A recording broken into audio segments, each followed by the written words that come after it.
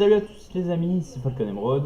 Alors aujourd'hui, on n'est pas sur Minecraft, mais on est sur Good Game Empire pour faire un peu, pour commencer une série, j'espère va durer assez longtemps, qui va beaucoup vous plaire. Bon, écoutez, c'est une série sur un jeu de stratégie parce qu'il me tient beaucoup à cœur et bon, vous expliquer un petit peu le fonctionnement, puis surtout le premier épisode un petit peu vous expliquer le système d'alliance, le système des ressources, etc. Pas une vidéo très très longue, hein, mais commencer par ça. Donc, on va tout d'abord, je vais expliquer vraiment le système d'alliance. Donc, le lien de Good Game, donc le lien, donc ce lien là sera dans la description. Donc, n'hésitez pas à aller checker et à me rejoindre. Donc, mon pseudo Falcon Emerald. Donc, on va passer à l'alliance. Donc, premièrement, alliance. Donc, quand on rejoint une alliance, on va ouvrir la première page. Donc on va arriver sur aperçu. Aperçu, on va y découvrir l'annonce. Donc l'annonce, c'est un message lancé par notre chef qui va en fait expliquer le fonctionnement de l'alliance, comment on va fonctionner avec la diplomatie, pourquoi l'alliance, etc. Et on va voir en dessous l'historique. L'historique, qu'est-ce que c'est? Bon bah c'est quand un nouveau membre arrive ou part, que on donne des ressources à la trésorerie, qu'on donne des rubis, qu'on gagne des points de gloire, etc. Tout ça sera expliqué après. La liste des membres, bon ça c'est assez classique, c'est la liste où il y a tous les membres, mais on peut y voir aussi les grades. Donc on a les grades, comme par exemple le grade de chef qui est tenu par Mike le Rouge, qui en fait est notre comment dire, est notre chef, donc il va nous diriger comme il le veut. On va fermer ça. Hop. Mais je vais vous expliquer après comment fonctionne mon alliance. Donc on a le chef qui va diriger tout le monde. Le maréchal, lui, il va diriger plus ce qui est de la guerre, des généraux, des sergents, des membres, des choses comme ça. Le trésorier, lui, va s'occuper de tout ce qui est trésorerie d'alliance, ce qu'il faut donner, etc. Le diplomate, lui, va en fait faire la liaison entre alliances. Donc par exemple, si par exemple il y a une embrouille entre, je sais pas moi, un membre et un autre membre d'une alliance, mais qui ne sont pas de la même, le diplomate et l'autre diplomate vont discuter, trouver un terrain d'entente pour éviter la guerre. Ensuite, on a le recruteur qui va chercher des membres pour agrandir l'alliance, pour qu'elle devienne de plus en plus puissante. Le général, lui, va s'occuper de tout ce qui est, tout ce qui est sergent, membre, un petit peu, va s'occuper de, comment dire, de se charger un peu de la diplomatie entre, on va dire diplomatie, mais entre membres eux-mêmes, quoi. Enfin, pas vraiment la diplomatie, mais bon, de la guerre avec le maréchal. Le sergent, lui, va s'occuper de tout ce qui est membre, donc il va s'occuper donc de membres à part entière, quoi. Et les membres, bon, c'est les membres. C'est pas vraiment un personnage important, même si c'est très important dans mon alliance, parce que je vais vous expliquer après, mais c'est pas un membre qui a vraiment d'importance, donc il n'a pas vraiment de possibilité de faire quelque chose en diplomatie ou en ce qui est question de guerre ou prise de décision. Mais il peut toujours faire des messages de masse pour s'exprimer, etc. Donc après il y a le chat, bon ça vous connaissez. Trésorerie d'alliance, on va y passer, c'est pour tout ce qui est donner ressources à l'alliance pour l'augmenter. Donc on peut donner du bois, de la pierre, des pièces et des rubis. Et avec tout ça, on pourra par exemple augmenter la liste des membres, le soutien, les charrettes entre nous dans l'alliance. Les bonus de donation, c'est très important. Et là, on va passer donc tout ce qui est guerre. Donc le bonus de piège pendant la guerre, c'est quand on va attaquer quelqu'un. Donc, pardon. Quand on va attaquer quelqu'un, on va ramasser plus de choses, de ressources, de pièces, de nourriture, etc. Et l'attaque sera plus rapide. Ensuite, on a la gestion, la description d'alliance qui est visible de l'extérieur de ceux qui ne sont pas membres, même si bon, là on peut le voir. Et par exemple, là, on voit notre nom, donc Dragon Rouge. On peut toujours faire des messages de masse donc pour envoyer à toute l'alliance, donc il n'y aura personne qui sera exclu. Là, on peut quitter l'alliance. Et là, on peut changer le blason de l'alliance. Donc, je vais pas le faire parce que voilà quoi. Ensuite, on a diplomatie. Là, la diplomatie, c'est tout ce qui est. Donc, on va voir nos alliés, nos ennemis et tout. Donc là, sur cette première ligne, ce qui est en jaune sur la carte, ce qui sera en jaune, ce seront nos alliés. Là, bon, bah, ce ne sera pas vraiment marqué, mais après, il faudra aller checker quelquefois dans diplomatie. On verra. Pacte de non-agression, c'est quand on a été en guerre contre quelqu'un qui a demandé la paix et a demandé un pacte pour qu'on ne l'attaque plus. La guerre, bon, bah, alliance en état de guerre, bon, bah, ça, c'est les alliances contre qui ce sont nos ennemis. Ensuite, on va passer au niveau, le niveau d'alliance qui est en fait sera pas disputé, mais va augmenter grâce à nos points de gloire. Et plus on aura de points de gloire, pardon, plus le niveau d'alliance va augmenter. Bon, là, on a un très très bon niveau, niveau 50. Et on va passer à la forge d'alliance. La forge d'alliance, qu'est-ce que c'est? C'est un endroit où on pourra récupérer une fois par jour des pièces d'équipement pour nos commandants. Donc, les commandants, c'est des choses qui vont protéger ou nous servir à attaquer d'autres châteaux. Maintenant, on va passer au système de ressources. Qu'est-ce que c'est les ressources? Pourquoi ci, pourquoi ça? Bien, le bois, lui, sera fabriqué par les bûcherons. Donc, plus on aura de bûcherons, plus ça va fabriquer. Mais, comme vous le voir, donc là, on a taux d'activité, donc 100%, 100%, 100%, 56 et 75. Donc, plus on en aura, plus on va en produire, mais plus le pourcentage d'activité sera faible. Donc, c'est pour ça qu'il faut mettre quelques objets décoratifs pour augmenter un peu tout ça. Donc, voilà. La pierre qui sera, elle, fabriquée par les carrières de pierre. La nourriture, elle, sera fabriquée par les fermes. Et en fait, on a aussi quelques bâtiments qui nous permettent d'améliorer cette production. Donc, on a la scierie pour le bois, le tailleur de pierre pour les carrières de pierre, le moulin et la boulangerie pour les fermes. Alors, les habitations. Maintenant, les habitations, c'est ceux qui vont nous permettre d'avoir de la population. Donc, la population, elle, va, comment dire, va nous permettre, donc comme là, d'augmenter nos pièces. Donc là, j'en ai 311. Si je les récupère, tac, on voit, j'en ai 319 000.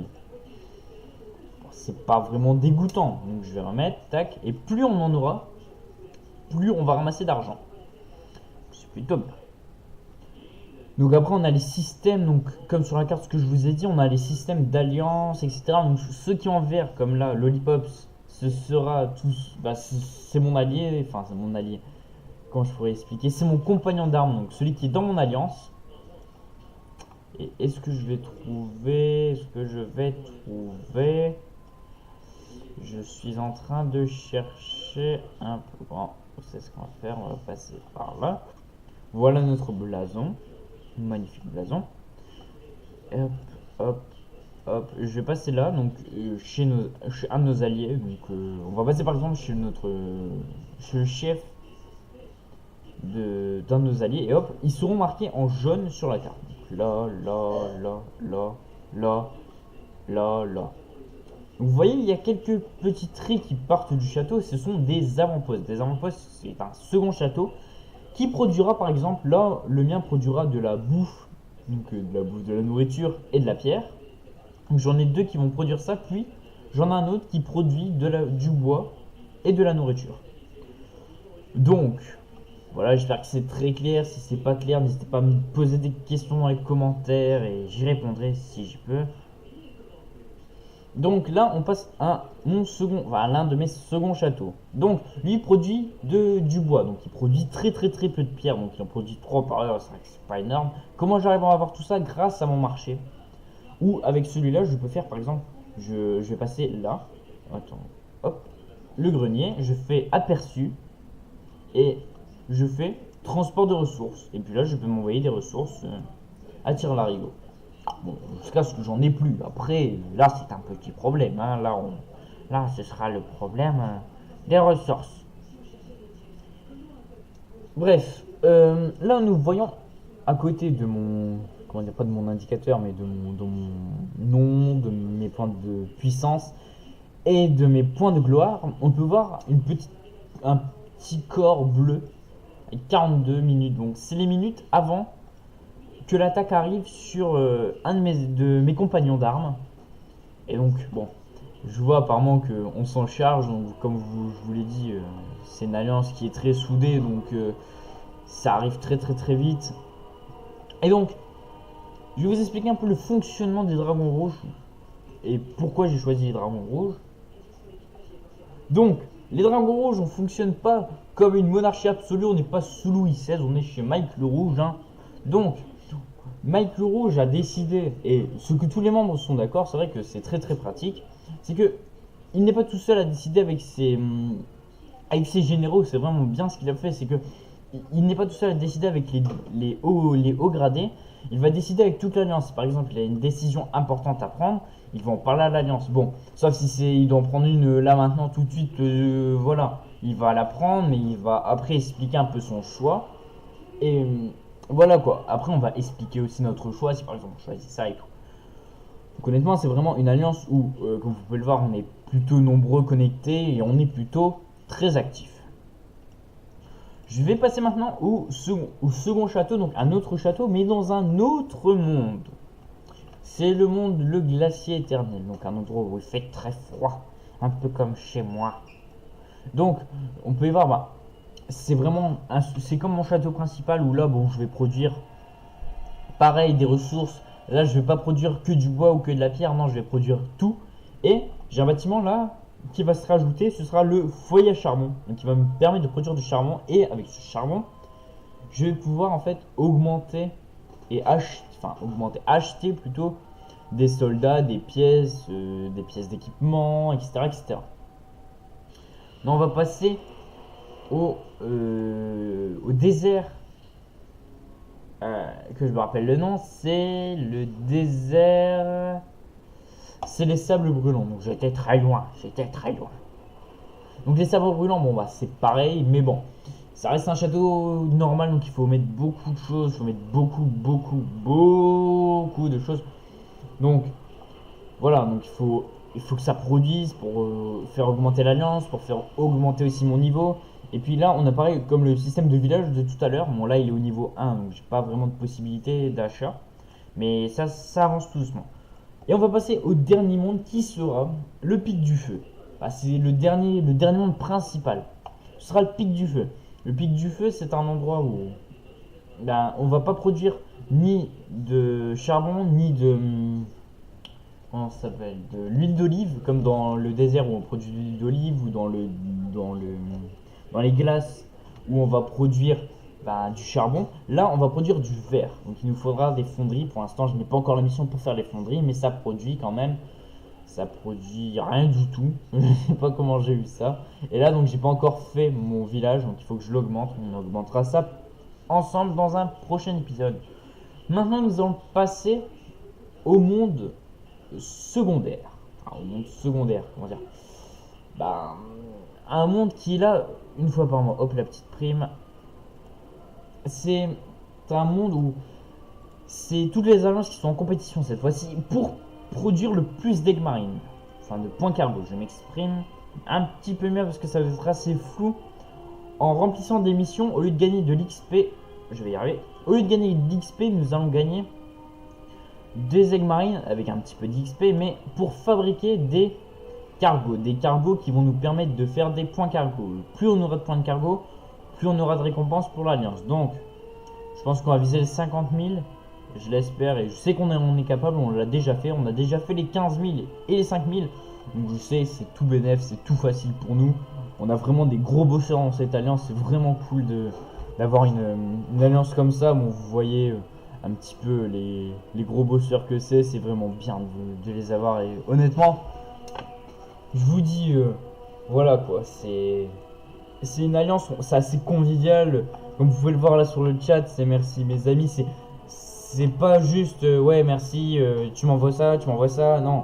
Là c'est vraiment, on prend le temps de parler, on n'est pas là pour voilà quoi, on n'est pas là, c'est un jeu, on n'est pas là, c'est juste on est là pour s'amuser quoi, c'est pas voilà ce qu'a dit mon chef. Donc s'amuser c'est notre mission, c'est voilà quoi. Avant tout on doit s'amuser, c'est pas, on va pas jouer pour la guerre, non, on n'est pas là pour ça. Donc c'est pour ça que honnêtement les Dragons Rouges c'est vraiment une alliance qui est super, je peux dire que ça quoi, parce que j'ai pas d'autres mots pour les décrire. Donc je pense qu'on va passer bon, aux équipements. Donc les équipements, c'est les commandants et les baillis. Donc les baillis, ce que j'ai expliqué vaguement tout à l'heure, c'est ce qui va protéger notre château, nos châteaux. Et les commandants, c'est ce qui va nous servir pour attaquer. Donc ça, c'est dans tous les châteaux. On pourra envoyer avec n'importe lequel. Bon, je les ai renommés comme mes châteaux. On choisit le nom qu'on veut quand on arrive. Voilà. Donc par exemple là, j'ai Wellan mêlée. Donc celui-là, c'est mon soldat de mêlée. J'ai Wanda distance, donc celle qui sera à distance. Après j'en ai plusieurs, enfin voilà quoi, enfin c'est tous des catégories assez spéciales.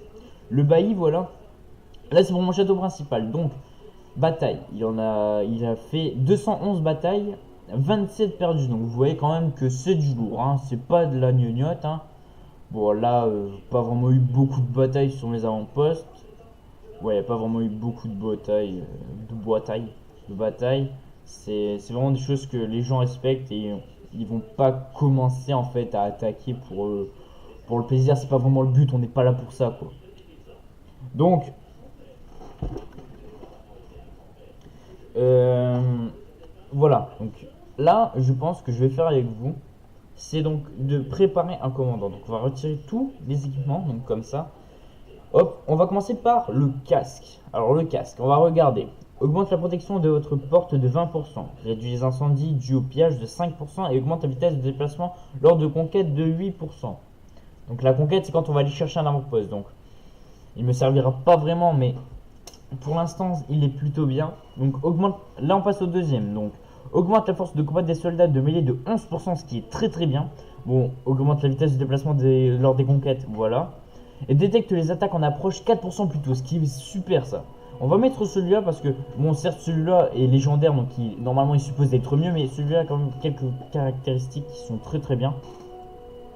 Alors, n'oubliez pas, il faut que ça, comment dire, que ça colle. Donc, si par exemple je mets à distance avec un mêlé, ça va pas aller. Il faut que je mette une armure tout mêlé, quoi.